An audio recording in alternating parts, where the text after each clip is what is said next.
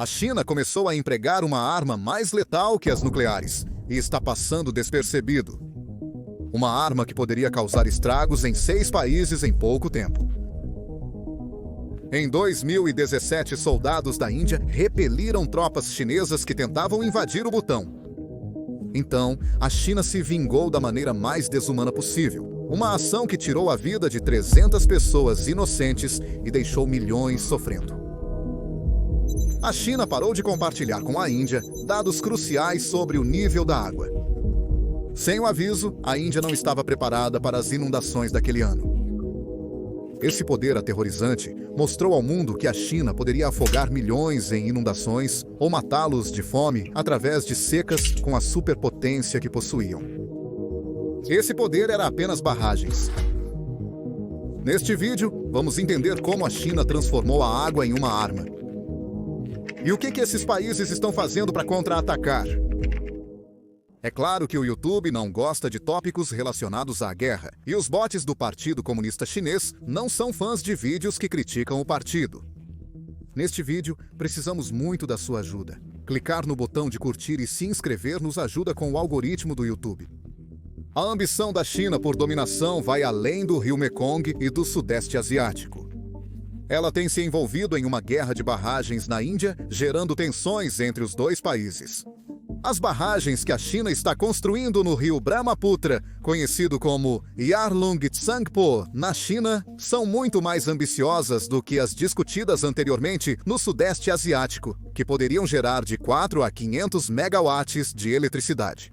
A China está construindo 60 mil megawatts no Yarlung Tsangpo, que geraria o triplo da eletricidade da maior hidrelétrica do mundo, a Barragem das Três Gargantas. Este projeto foi aprovado em 2021 pelo Congresso Nacional do Povo da China. O que torna isso ainda mais preocupante é que a barragem está sendo construída a apenas 30 quilômetros de distância da fronteira de Arunachal Pradesh, na Índia, em uma região chamada Medog. Para a Índia e países adjuntos como Bangladesh, isso poderia ser uma bomba d'água em potencial. Bangladesh expressou preocupações de que barragens poderiam afetar gravemente seu abastecimento de água doce do rio Brahmaputra.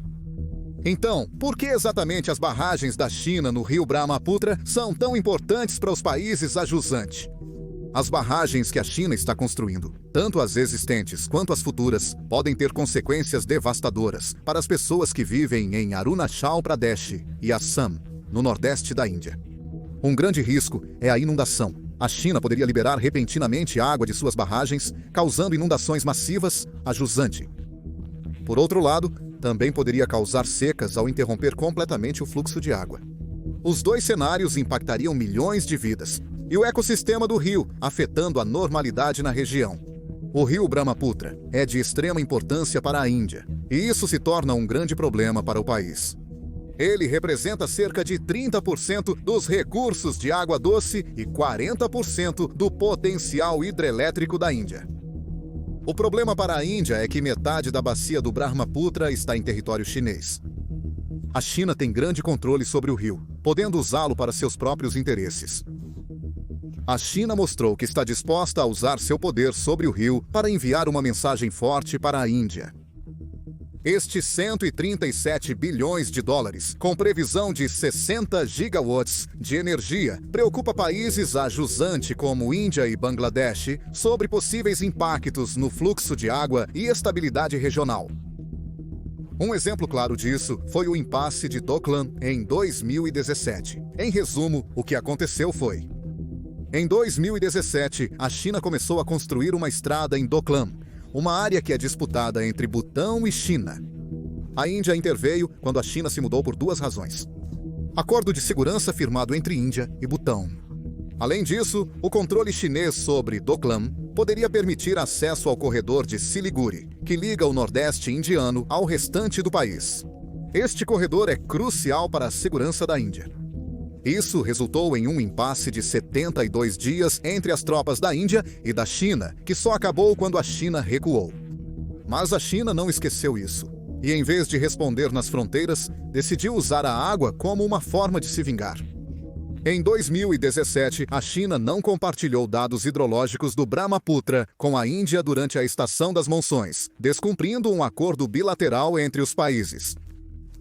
Esses dados são cruciais para a Índia monitorar os níveis de água e se preparar para inundações. Sem esses dados, Assam foi surpreendido pelas inundações, que causaram destruição em massa. 300 pessoas morreram e milhões foram deslocadas em Assam. Quando a Índia questionou a China por não compartilhar os dados, a China afirmou falsamente que suas estações hidrológicas estavam em manutenção. A China compartilhou os dados com Bangladesh em período semelhante. Especialistas creem que a China intencionalmente reteve dados da Índia em retaliação por sua recusa em recuar em Doklam e sua posição contra a iniciativa do Cinturão e Rota Chinesa. A construção de barragens pela China no rio Brahmaputra, especialmente a enorme superbarragem perto da fronteira, é uma grande preocupação para a Índia. Mas a Índia não está sentada de braços cruzados. Está começando a tomar medidas para enfrentar a agressão da China de frente.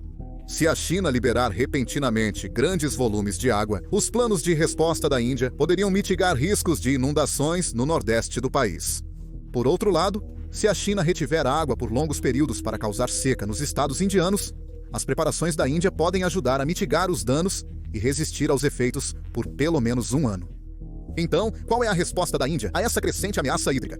Para enfrentar essa ameaça, a Índia construirá o projeto multipropósito superior Siang, uma usina hidrelétrica de 11 mil megawatts no rio Siang, com um reservatório de 9 bilhões de metros cúbicos para manter o fluxo constante durante as estações secas. O projeto também serve como amortecedor contra liberações repentinas de água das barragens chinesas a montante, protegendo a Arunachal Pradesh, Assam e até Bangladesh de inundações. Além disso, a Índia acelerou 3 outros projetos na região, incluindo um de 2 mil megawatts em Lower Subhansari, com previsão de operação até 2026. Essas barragens não só armazenarão água e protegerão contra inundações, mas também serão grandes geradores de energia. Certo? Então Laos, Camboja, Vietnã e Tailândia têm uma coisa em comum: sua linha de vida para o rio Mekong. Um rio tão vital que os meios de subsistência de mais de 60 milhões de pessoas dependem dele. O Mekong sustenta mais de 60 milhões de vidas enquanto percorre a China e o Sudeste Asiático. O Mekong tem 4.909 quilômetros, ou cerca de 3.050 milhas, sendo o 7º maior rio da Ásia. Ele se origina do Planalto Tibetano e flui através da China, Laos, Myanmar, Camboja, Tailândia e Vietnã. Mas por que esse rio é tão importante e como ele sustenta milhões de vidas? No fértil delta do Mekong, no Vietnã, este rio é um divisor de águas. Ele suporta quase 27% do produto interno bruto do país e ajuda a cultivar cerca de metade do arroz do Vietnã. Isso equivale a cerca de 24,8 milhões de toneladas métricas. Ele alimenta mais de 40% da agricultura do país e traz quase 65% de suas receitas de exportação de frutas. Impressionante, não é? Nada disso seria possível sem as enormes enchentes da época de chuvas do rio. De maio a outubro, as águas das inundações avançam para o lago Tonle Sap do Camboja, em um fenômeno chamado reversão do Tonle Sap. Durante esse período, o lago se expande até 60 vezes seu tamanho na seca, tornando-se a pesca interior mais produtiva do mundo. Apesar dos danos anuais de 60 a 70 milhões de dólares causados pelas inundações, a Comissão do Rio Mekong estima benefícios de 8 a 10 bilhões de dólares provenientes da pesca, agricultura e água fresca. O Camboja, por outro lado, depende muito do Mekong. Por quê? Agricultura, silvicultura e pesca compõem 16,7% da economia do Camboja em 2024, e a principal fonte dessas indústrias é o Mekong. Além disso, os peixes do Mekong fornecem quase 60% da proteína consumida no país. Além da época de enchentes, a região baixa do Mekong é conhecida como a tigela de arroz da Ásia. Mesmo nos meses secos, o delta do Vietnã produz cerca de 24 milhões de toneladas de arroz, garantindo a alimentação de milhões de famílias na região. Anualmente, aproximadamente 18 milhões de metros cúbicos de sedimento nutriente desaguam no delta do Mekong, no Vietnã. Esses nutrientes também sustentam uma pesca selvagem de 17 bilhões de dólares no Baixo Mekong. Em 2024, o delta do Mekong produziu 80% do camarão e 95% do peixe pungáceos do Vietnã, ajudando as exportações de frutos do mar a atingir cerca de United States dólares dos Estados Unidos 10 bilhões. E a maior parte disso está em risco, não diretamente pela China, mas por um pequeno país, Laos. Laos se uniu à China para construir barragens hidrelétricas. As exportações de eletricidade geraram United States dólares dos Estados Unidos 980 milhões em 2024, representando cerca de 15% dos ganhos de exportação do país. Porém, há um custo oculto. Essas barragens retêm sedimentos preciosos e bloqueiam rotas migratórias de peixes, colocando 19% das espécies de peixes do Mekong em risco de extinção, ameaçando alimento e empregos de pessoas a jusante, na Tailândia, Vietnã e Camboja. Aproximadamente 23% da bacia do Mekong está na Tailândia, e quase um terço de seus 71,5 milhões de habitantes vivem nesse corredor nordeste. Mas os presentes do Mekong vão muito além de dinheiro e empregos. O Grande Mekong é um dos locais com maior biodiversidade do planeta. Abriga mais de 1.300 espécies de peixes, cerca de 20 mil plantas, 1.200 aves, 800 répteis e anfíbios e 430 mamíferos, incluindo o raro golfinho Ihawadi e o gigante peixe-gato do Mekong. Tudo parecia estar em harmonia. Pessoas, fazendas, florestas e vida selvagem, até que uma nova ameaça surgiu. Algo muito mais insidioso do que balas ou dívidas. Porque mesmo que o rio percorra o Laos, Tailândia, Camboja e Vietnã, ele realmente começa no alto do Planalto Tibetano da China. A partir de 2024, a China construiu ou planeja construir pelo menos 193 barragens hidrelétricas no Tibete desde 2000. No Planalto Tibetano da China, o rio se divide em duas partes. A bacia superior compõe cerca de 24% do Mekong e fica principalmente na China, onde é chamada de Lan Kang. A bacia inferior passa por Laos, Tailândia, Camboja e Vietnã. Mas isso não é nem uma fração das barragens que a China construiu. O amor da China pelas barragens é notório. Atualmente, há mais de 98 mil barragens e reservatórios na China, principalmente no Tibete. No próprio Mekong, o primeiro grande projeto hidrelétrico foi a barragem de Manwan, concluída em Yunnan em 1995. Mas a China não parou por aí. Nas décadas seguintes, adicionou mais 12 barragens no rio principal e pelo menos 95 em seus afluentes. Ao todo, há 12 mega-barragens operando no curso principal do Mekong, na China. Duas delas armazenam mais de 50% da água ativa do rio, uma quantidade impressionante de 10 trilhões de galões, suficiente para encher 15 piscinas olímpicas. Esses reservatórios irrigam fazendas e cidades da China, além de gerar energia hidrelétrica para seu crescente mercado energético. Segundo Philip Hirsch, especialista em Mekong, as barragens transformaram o rio, antes de fluxo livre, em reservatórios escalonados. Agora a China pode controlar o fluxo do rio, usando a água como uma ferramenta contra seus vizinhos. Os efeitos assustadores das barragens logo se tornaram visíveis. Entre 2019 e 2024, o fluxo de água do rio Mekong estava no seu mais baixo em décadas, com os níveis de água caindo até 60% durante os períodos mais secos, com algumas áreas vendo uma redução de 40% nos níveis de água.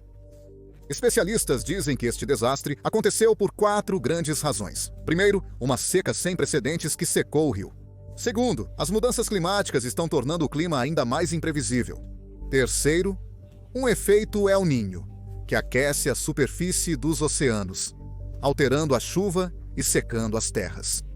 E por último, o impacto do armazenamento e controle da água pelas gigantescas barragens construídas a montante na China. E o que a China conseguiu com tudo isso? A seca causou altas temperaturas e baixos níveis de oxigênio, piorando a situação. Toneladas de peixes morreram e cerca de 2,5 milhões de pessoas foram diretamente afetadas, perdendo alimentos, empregos e renda. No Camboja, a escassez de chuva resultou em menos água para a geração de energia elétrica. A produção de eletricidade do Camboja, que depende principalmente de energia hidrelétrica, 30%, em 2020 a situação piorou.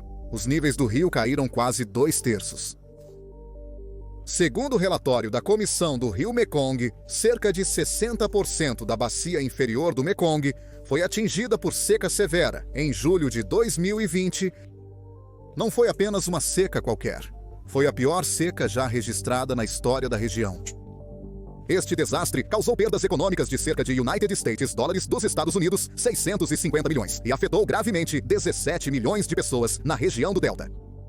Se você pensa que os problemas acabaram, na verdade eles pioraram. Segundo um estudo recente do grupo de consultoria climática Eyes on Earth, em apenas 6 meses de 2019, as barragens chinesas impediram uma enorme quantidade de água de fluir rio Mekong abaixo.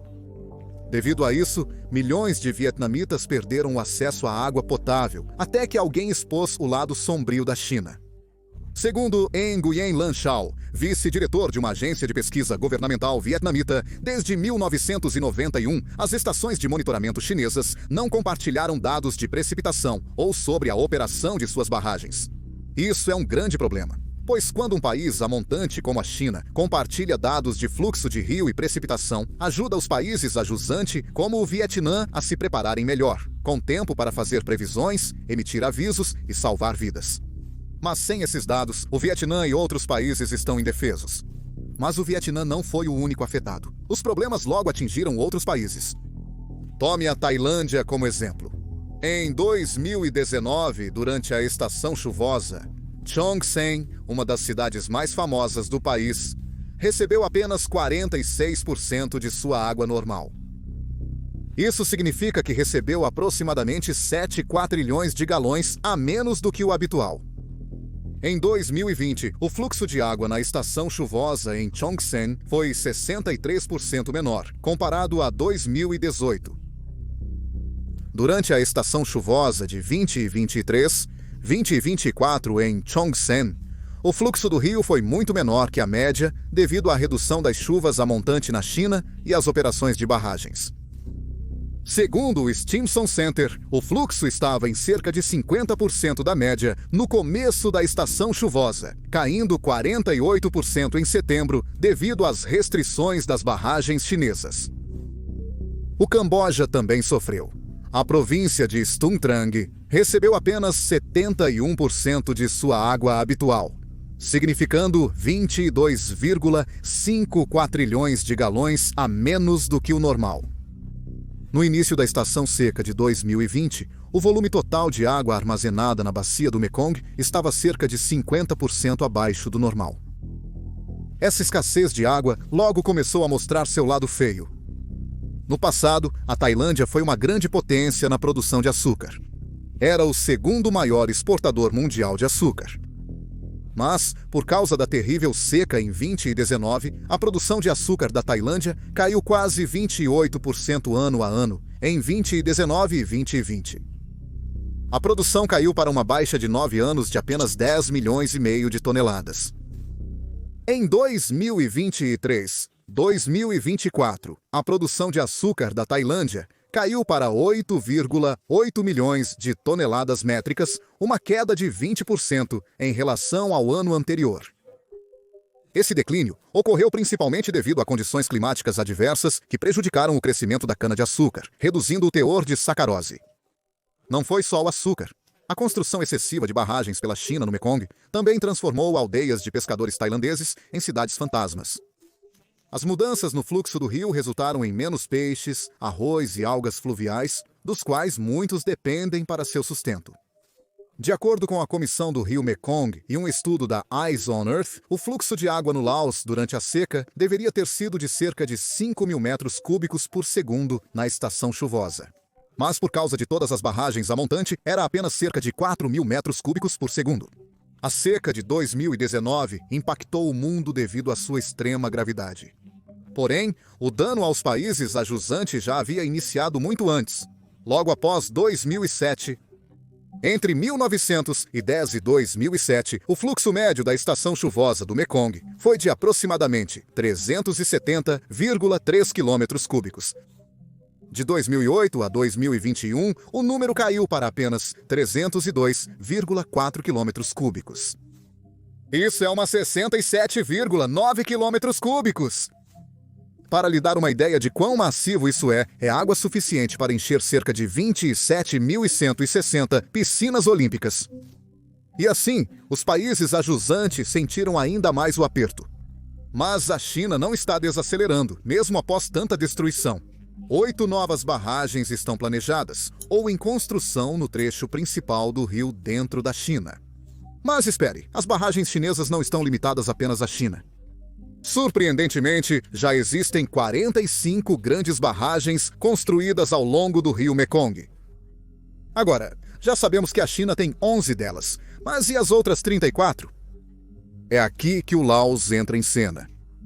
Laos vem em segundo lugar depois da China, com 21 grandes barragens, detendo cerca de 37% do total de armazenamento ativo. A Tailândia possui 7 barragens, representando 7,1% do armazenamento ativo. O Camboja tem 2,1% e o Vietnã detém 1,3% do total. Mas por que o Laos está construindo tantas barragens? Uma grande razão é o sonho do Laos de se tornar a bateria do Sudeste Asiático. Além disso, a iniciativa do Cinturão e Rota da China, um projeto de vários trilhões de dólares que busca construir infraestrutura e conectar mais de 100 países globalmente. A China já investiu quase 900 bilhões de dólares em quase 140 países. E sim, Laos é um deles. A China exerce grande influência sobre a infraestrutura e projetos de conectividade do Laos. O Laos precisa reembolsar entre 1,2 e 1,4 bilhões de dólares anualmente por 5 anos. Em 2024, o Laos enfrenta uma grave crise de dívida, com sua dívida pública total atingindo cerca de 13,8 bilhões de dólares, equivalente a aproximadamente 108% do seu produto interno bruto. Do total, cerca de 6,9 bilhões de dólares são devidos à China, o maior credor do país.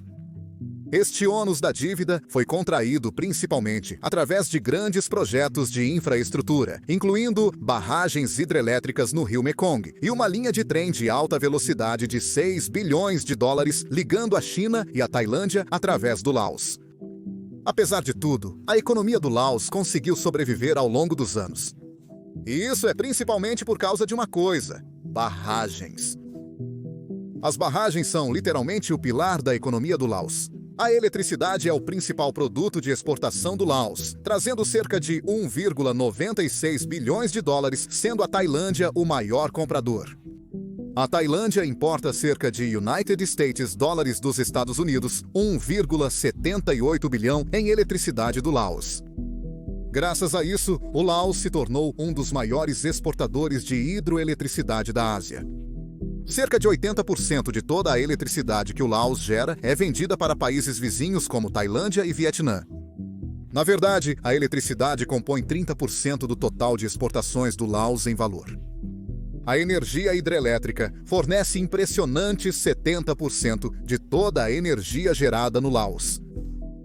O sonho do Laos de se tornar a bateria do Sudeste Asiático não é novo. Começou no início dos anos 2000 O Laos, um dos países mais pobres e menos desenvolvidos da Associação das Nações do Sudeste Asiático, viu uma oportunidade de rápido crescimento econômico através da venda de energia hidrelétrica. E adivinhe, o Laos realmente obteve um grande sucesso. Em 2000, a capacidade hidrelétrica do Laos era de apenas 400 megawatts.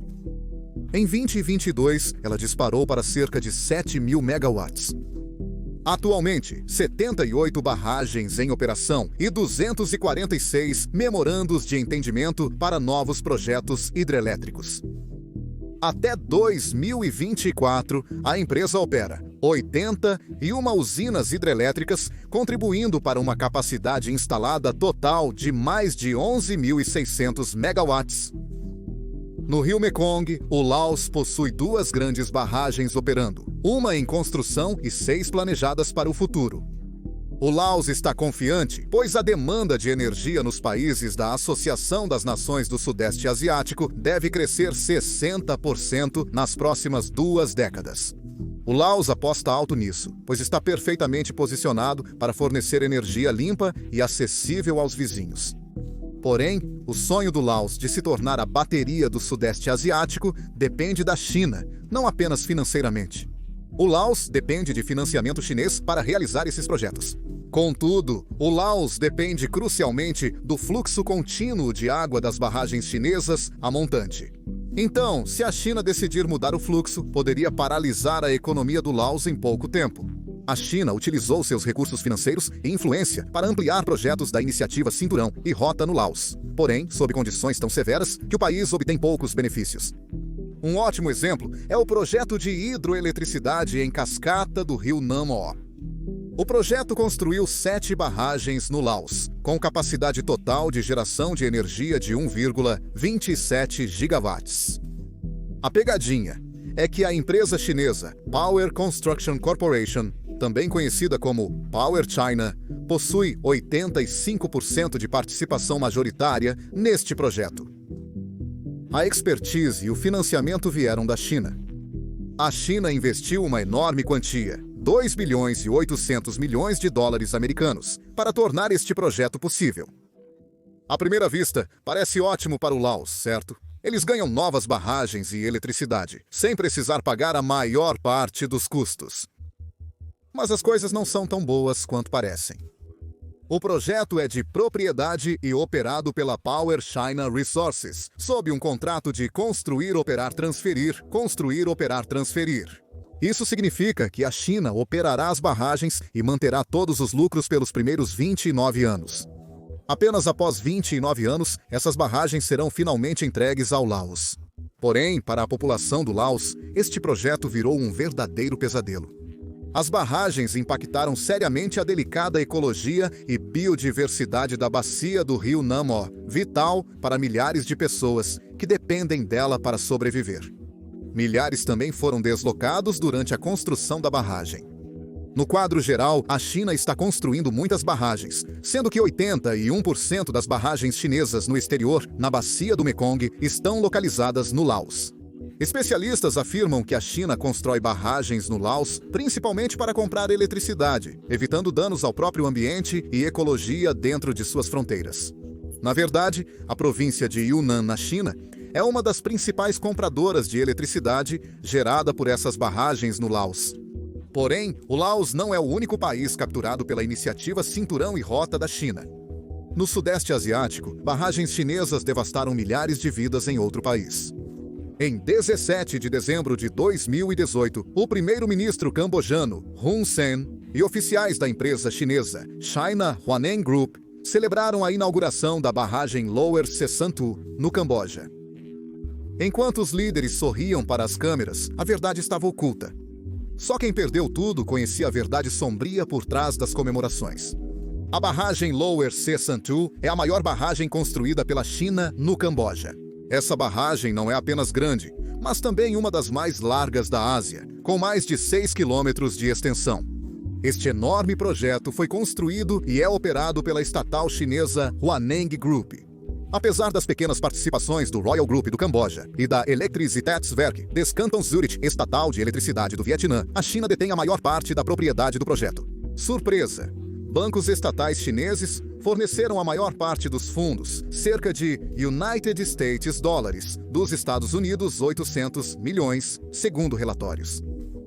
Esta enorme 400 megawatts foi construída como parte da iniciativa Belt and Road da China, com o objetivo de fornecer quase 80% da eletricidade necessária pela capital do Camboja, Phnom Penh. Porém, para realizar esse sonho, um alto preço foi pago. Eles inundaram 34 mil hectares de terra florestada. E para lhe dar uma ideia de quão grande é, você poderia encaixar cerca de 45.333 campos de futebol nessa área. Desde que a barragem foi concluída, milhares de cambojanos perderam suas casas e seu modo de vida. Cerca de 2.700 famílias, totalizando cerca de 5.000 pessoas, foram deslocadas. Famílias que viveram lá por gerações.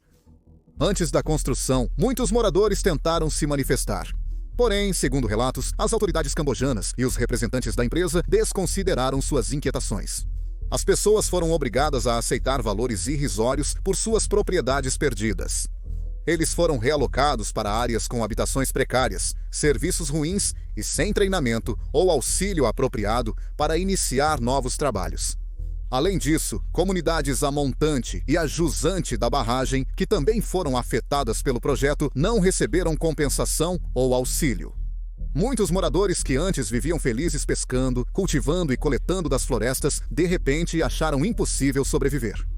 O China Huaneng Group costumava oferecer um pequeno acordo aos aldeões deslocados, ou um pedaço de terra de cerca de 5 hectares em um local de reassentamento, além de uma casa pré-construída ou cerca de $6.000 americanos para construírem a própria casa. Porém, havia um problema. As novas áreas de reassentamento ficavam distantes dos antigos pontos de pesca, e os $6.000 oferecidos eram insuficientes para construir uma casa de qualidade. Muitas famílias reclamaram que o solo era rochoso e não fértil, então suas colheitas não cresciam bem. Mesmo querendo melhorar a colheita, a maioria não tinha condições de comprar fertilizantes. Para piorar, a água nos novos locais estava contaminada. Muitos relataram que a água estava tão ruim que precisaram comprar água potável, algo inédito para eles. Mas o verdadeiro pesadelo para os cambojanos estava apenas começando. A construção da barragem destruiu as 3 principais fontes de renda, das quais milhares de pessoas locais dependiam. A barragem exterminou os peixes do rio Mekong, prejudicando a pesca que alimentava famílias e gerava renda significativa. Porém, a construção da barragem interrompeu 2 importantes rios afluentes do Mekong. Além disso, o grande reservatório artificial da barragem bloqueou o movimento dos peixes, perturbando sua alimentação e reprodução. O resultado foi devastador: mortes em massa de espécies de peixes. Onde as famílias antes podiam pegar 40 quilos de peixe, agora é difícil até pegar 2 quilos. Os peixes valiosos que lhes rendiam dinheiro quase sumiram. Além disso, a barragem bloqueou o transporte de sedimentos ricos em areia e solo pelo rio durante as chuvas. Antes da barragem, o sedimento fertilizava as terras, auxiliando os agricultores no cultivo de arroz e frutas. Contudo, sem novos sedimentos, os campos perderam fertilidade e a produção agrícola diminuiu drasticamente. E em terceiro lugar, a inundação das florestas tirou outra grande fonte de sobrevivência. Pessoas que coletavam cogumelos, plantas medicinais e nozes das florestas repentinamente ficaram sem o que coletar. Sua renda extra das florestas quase zerou, o que levanta uma grande questão. O governo cambojano não sabia de todos esses perigos antes de aprovar a barragem? Porque, geralmente, quando um país assume um projeto tão massivo, presume-se que o benefício seria muito maior do que os riscos, certo? Então, a liderança muitas vezes assume esse risco, esperando que dê certo. Mas a barragem era realmente tão importante para o Camboja ou há mais detalhes nessa história? A verdade é que governos e empresas envolvidas previram o desastre. Em 2008, uma avaliação de impacto ambiental, encomendada pela Elektrisitätsverket des Kantons Zürich, parceira do projeto, já alertava sobre os efeitos perigosos. E apontou 4 grandes problemas, muito claramente. Primeiro, a barragem deslocaria um grande número de pessoas e as empurraria para áreas com terras agrícolas de má qualidade. Segundo, afetaria seriamente a renda permanente das pessoas na pesca e agricultura. Terceiro, impactaria negativamente o sustento das comunidades de pesca, não apenas nas proximidades, mas também a montante e a jusante. E quarto, prejudicaria outras regiões, até a fronteira com o Vietnã e a jusante do Mekong, atingindo indiretamente mais de 300.000 pessoas. E adivinha, este não foi o único aviso. Em 2012, um estudo independente da Academia Nacional de Ciências dos Estados Unidos da América também previu os efeitos devastadores da barragem. Mencionou que a barragem de Sesan 2 causaria grandes danos às populações de peixes no rio Mekong, estimando uma perda de 10% na biomassa de peixes.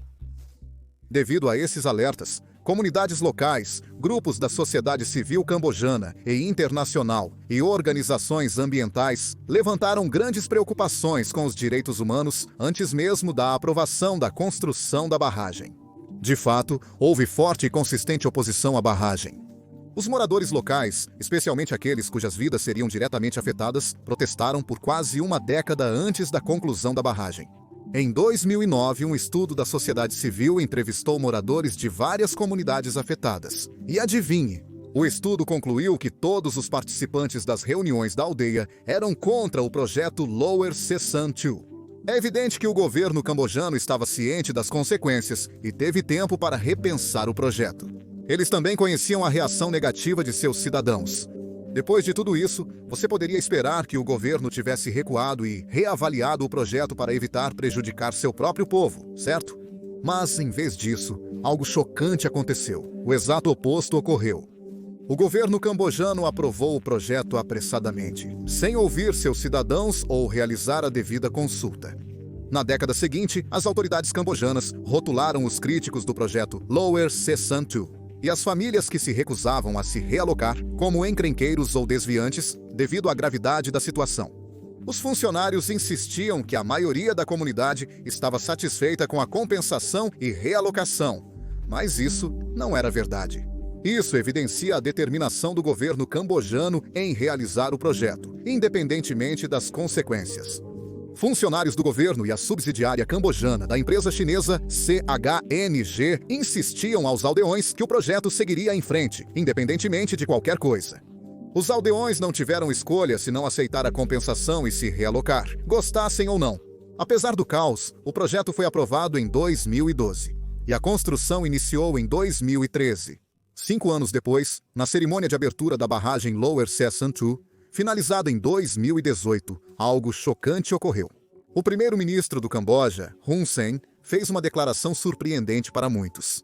Ele disse que a maioria dos moradores locais apoiou a construção da barragem e apenas algumas pessoas causaram problemas para o projeto.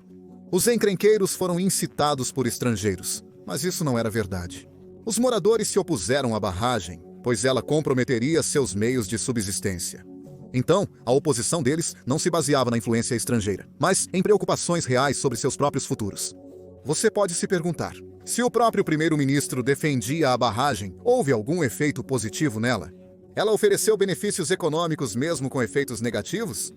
A CHNG, empresa chinesa responsável pela construção da barragem, afirmou que a estrutura poderia produzir 400 megawatts em capacidade máxima e 1.998 GWh por ano, equivalente a 1/6 da produção anual total de eletricidade do Camboja. Porém, a realidade foi bem diferente. Os níveis reais de produção foram apenas 1/3 dos números alegados, gerando menos de 70 milhões de dólares em eletricidade anualmente. Não foi o sucesso prometido pela empresa. Para piorar, o Camboja não tem o mesmo terreno que Laos ou Vietnã, onde barragens podem ser construídas em vales profundos. O terreno do Camboja é mais plano, exigindo barragens mais longas para gerar a mesma quantidade de eletricidade, resultando na inundação de áreas muito maiores.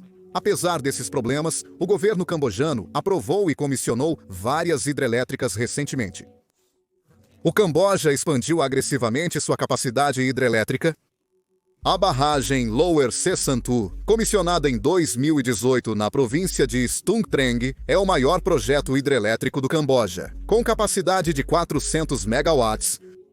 A construção da barragem hidrelétrica Stong Tatai Lu começou em 2023, na província de Koh Kang, e espera-se que seja concluída em 2026. Da mesma forma, a construção da barragem hidrelétrica Stong Pursat 1, na província de Prasat, começou em 2023 e tem previsão de conclusão para 2026. No fim de 2023, mais 2 projetos foram aprovados em Koh Kang. Por que o governo cambojano está avançando com esses projetos de alto risco e baixa recompensa? Qual é o real motivo por trás disso? Em 2008, a entidade controladora da barragem Lower Sesan 2 era a empresa estatal vietnamita de eletricidade Elektricitetswerke des Cantons Zürich. A Elektricitätswerke des Cantons Zürich foi responsável pelas primeiras avaliações do projeto da barragem, que ocorreram entre 2008 e 2009. Porém, com o tempo, a propriedade do projeto mudou e as coisas começaram a se alterar.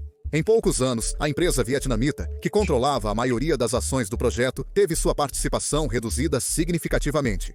Em 2012, a propriedade foi cedida à joint venture chinesa Hydropower Lower Sessan 2 Company Limited. Essa joint venture incluía 3 entidades. Uma subsidiária do grupo Huaneng da China, chamada Hydrolongkong International Energy, o Royal Group do Camboja e a Elektrisitätswerke des Kantons Zürich. Agora, aqui está a reviravolta. Em 2012, a entidade chinesa detinha 51% de participação controladora no projeto. O Royal Group tinha 39% e a Elektrisitätswerke des Kantons Zürich ficou com apenas 10% de participação minoritária. As coisas pioraram em 2016, quando o governo chinês e documentos corporativos passaram a descrever a represa Lower Sessan 2 como parte da iniciativa do Cinturão e Rota. A mídia estatal chinesa rotulou-o como um dos principais projetos da iniciativa do Cinturão e Rota no Camboja, sendo um dos 7 projetos hidrelétricos da iniciativa no país. Após a China assumir o controle do projeto, o foco mudou totalmente. O principal objetivo da empresa chinesa se tornou concluir a barragem a qualquer custo, ignorando as preocupações anteriores das comunidades locais. Alguns líderes comunitários afirmaram que, quando as empresas vietnamitas estavam no comando, havia ao menos consultas limitadas com as comunidades locais. Mas, depois que a empresa chinesa assumiu, não houve consultas reais com as pessoas que seriam mais afetadas pela barragem. No entanto, os problemas observados com a iniciativa do Cinturão e Rota não se limitam à Ásia. Eles estão ocorrendo globalmente. Um exemplo recente foi a 450 megawatts na Guiné. Este projeto começou a operar em dezembro de 2020. O reservatório da barragem inundou 101 aldeias e obrigou 16 mil pessoas a abandonarem seus lares. O resultado? Seus meios de subsistência e segurança alimentar foram totalmente devastados. Isso também integra a iniciativa do Cinturão e Rota. A China emprestou United States dólares dos Estados Unidos 1,175 bilhão para financiar o projeto. Esse padrão se repete nos projetos da iniciativa do Cinturão e Rota. Empresas chinesas emprestam dinheiro, constroem o projeto e, muitas vezes, até os trabalhadores são chineses. Então, por que tantos países concordam com esses termos, apesar dos altos riscos aparentes? Bem, tudo se resume a dinheiro. E é aí que os bancos chineses entram em jogo. O Banco de Exportação e Importação da China, Exportação e Importação Bank, e o Banco de Desenvolvimento Chinês fornecem empréstimos para os projetos da iniciativa do Cinturão e Rota. Até 2020, o Exportação e Importação Bank havia emprestado mais de 1 trilhão de yuans, ou cerca de 150 bilhões de dólares, para projetos da iniciativa do Cinturão e Rota. Entretanto, até 2018, o Banco de Desenvolvimento da China havia disponibilizado mais de 190 bilhões de dólares para mais de 600 projetos. Em 2025, o Banco de Exportação e Importação da China lançou um plano especial de apoio financeiro para promover o desenvolvimento de alta qualidade da iniciativa do Cinturão e Rota. O objetivo é apoiar financeiramente projetos de pequena escala que necessitam de baixo investimento, geram resultados rápidos e beneficiam diretamente as comunidades locais. Mas a essa altura, você provavelmente já conhece bem a realidade. E esses empréstimos não são comuns. Esses termos são muito mais atraentes do que os oferecidos pelo Fundo Monetário Internacional, especialmente para países que realmente precisam de auxílio financeiro. Os termos facilitam que países subdesenvolvidos aceitem, mesmo com possíveis grandes consequências a longo prazo. Os empréstimos chineses são atraentes por diversas razões, o que ajuda a explicar por que tantos países, especialmente aqueles em necessidade, os preferem em relação a outras opções, como empréstimos do Fundo Monetário Internacional. Conseguir um empréstimo da China é bem mais fácil do que do Fundo Monetário Internacional. O Fundo Monetário Internacional costuma impor condições rígidas aos seus empréstimos, dificultando o cumprimento pelos países. Em segundo lugar, a China não se preocupa tanto com a solvência de um país quanto o Fundo Monetário Internacional, que analisa a capacidade de pagamento antes de conceder empréstimos. Conforme especialistas do Centro de Política de Desenvolvimento Global, os empréstimos do Fundo Monetário Internacional focam em exigir reformas econômicas do país mutuário. Já os da China se concentram mais em projetos de infraestrutura. Na hora do pagamento, o Fundo Monetário Internacional insiste em receber em dinheiro. Por outro lado, a China é mais flexível, aceitando pagamentos por meio de exportações de recursos naturais, favores geopolíticos ou até mesmo assumindo o controle de ativos estratégicos. Tome o Sri Lanka como exemplo. Devido a uma dívida enorme, o país acabou cedendo o controle de seu porto de Hambantota à China, em um contrato de arrendamento de 99 anos. Djibouti deve à China quase 75% do seu produto interno bruto, apenas para projetos de portos e ferrovias. Em 2017, a China abriu sua primeira base militar no exterior em Djibouti, levantando preocupações de que projetos aparentemente comerciais poderiam estar estabelecendo uma fortaleza estratégica. O Quênia pegou empréstimos pesados para sua ferrovia de bitola padrão, deixando 21% de sua dívida externa atrelada à China. Esses exemplos mostram como um país pode acabar cedendo algo valioso à China para quitar um empréstimo.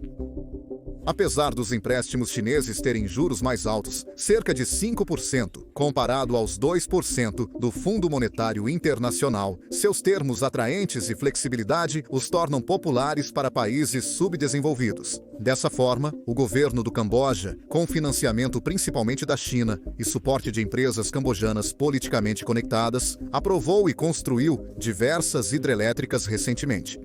Mas eis o problema. Envolvida ou não, qualquer barragem construída a jusante pela China ainda estará à sua mercê.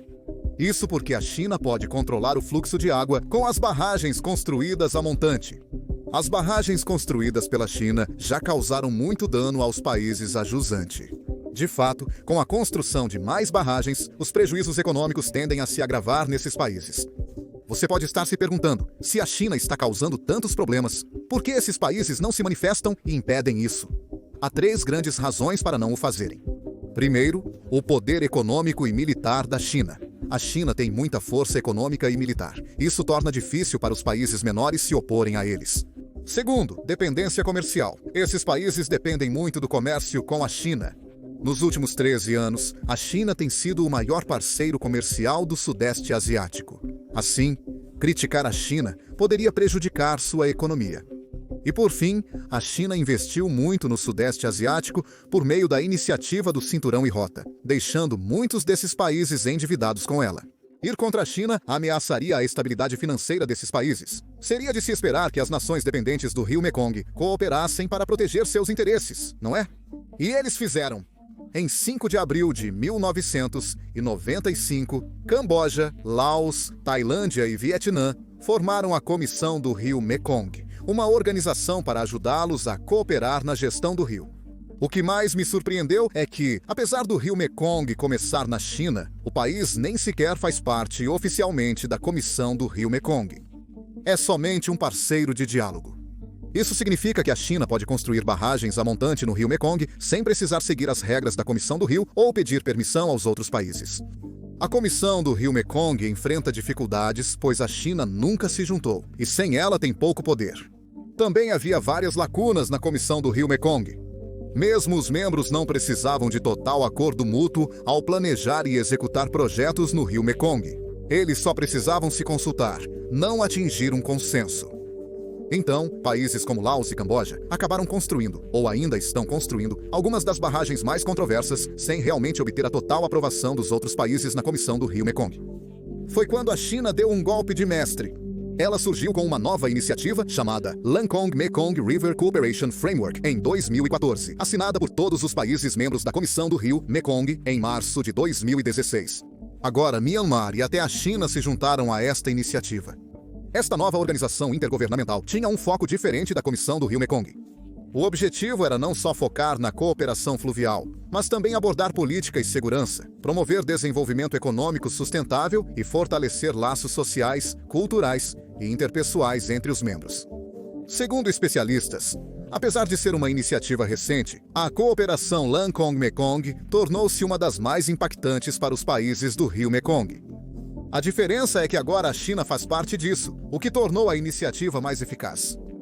Você pode se perguntar por que a China não se juntou à Comissão do Rio Mekong, optando por criar sua própria versão. A principal razão foi o desejo da China de enfraquecer a Comissão do Rio Mekong e criar um cenário mais favorável aos seus próprios interesses. Ao liderar a cooperação Lancong-Mekong, a China poderia controlar melhor a narrativa sobre o rio Mekong e ter mais influência nos projetos de barragens e seu impacto. Além disso, a China desejava demonstrar aos países a jusante que se preocupava com suas necessidades, facilitando o avanço da iniciativa do Cinturão e Rota.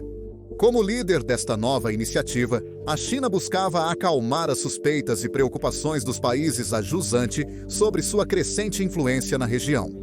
Mas, no final das contas, só o tempo dirá como essas guerras da água se desenrolarão.